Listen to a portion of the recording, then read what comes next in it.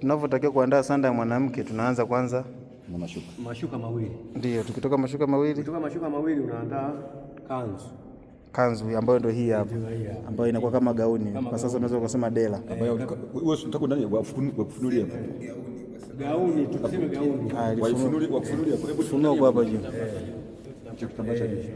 Kwa hili ndio gauni sasa. Hiyo ndio gauni.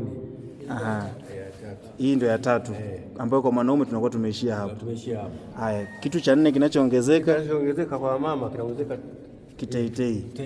teitei ambao uvaaji wake inakuwa kama taulo. Aha, kwa na wakati wa kumfunga tunaanza hii ndio inakuwa ya kwanza. Kiteitei. Tukitoka hapo anakuja na veshwa, anavaa kanzu. Ishike kwa gauni tuseme.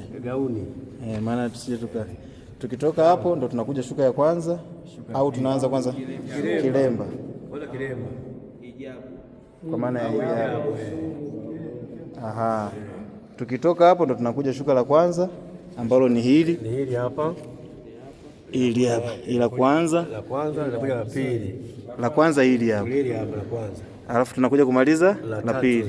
Hii ndio inakuwa kwa maana mashuka sinakuwa mawili yanakuwa yamemalizika. Kwa mwanamke hapo sanda yake inakuwa imetimia. Shukrani. Lakini ule ukamilifu wake unakuwaje uchache wa sanda ya mwanamke? Sio uchache wa sanda, uchache wa kumvisha maiti. Sio mwanamke tu. Uchache wake unakuwaje? Nguo ambayo kwamba itakayekuwa ni kumwenea basi tayari anakuwa ameshaenda kustiriwa.